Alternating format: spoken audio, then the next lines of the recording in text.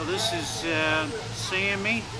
Sammy is approximately 1-year-old Great Pyrenees, still a puppy by all standards.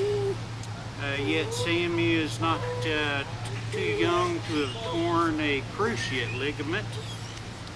It's Sammy's right knee. Yes, puppy, stand up. Come here. Settle down.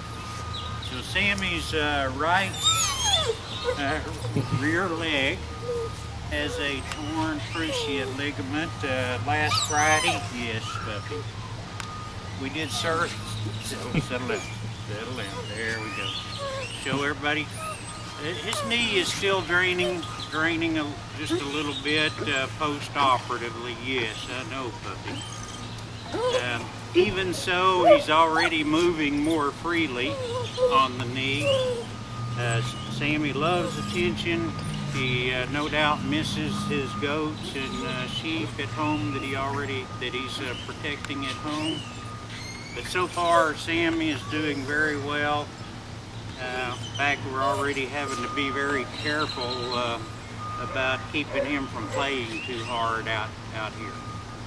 So that's all for now. We'll shortly show you a little more close-up details of what happens with cruciate injuries and repair.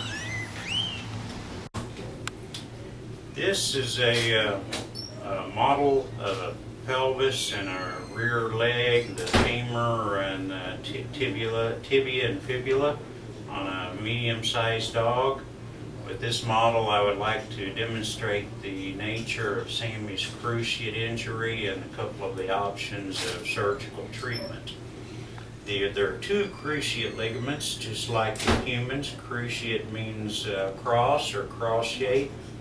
The anterior cruciate attaches from the back of the femur to the front of the plateau of the tibia.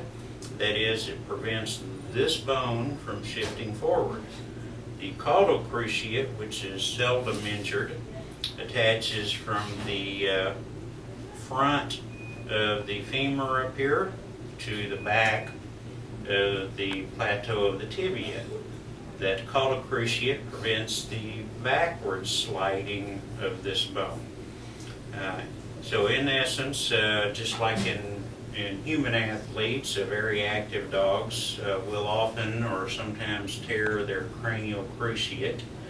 It is not a self-resolving injury. There's no known physical therapy, supplement, or medication that causes the ligament to reheal or repair itself, so something has to be done surgically to stabilize the joint to replicate or replace the function of that ligament. A couple of options performed today. One procedure that we don't do here will actually rotate the angle of this plateau here to help prevent some of the tension on the joint. Another procedure I've done throughout the years, still done on humans, is to take loose a part of the patellar or kneecap ligament and pass it through the joint and anchor it to the back of the joint to replace that function. What we do at the Animal Care Center instead, what we find very reliable and effective, is to place a synthetic material, very durable, into the joint area to provide that same strength and motion prevention to stabilize the joint.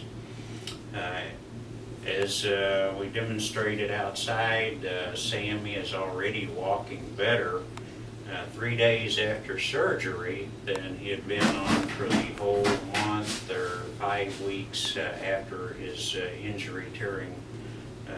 ligament tearing injury.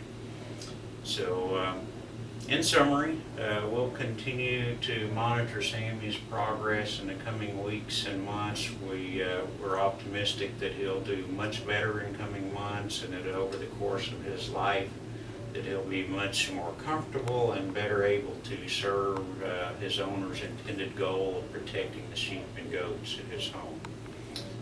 Thank you for visiting us today at the Animal Care Center.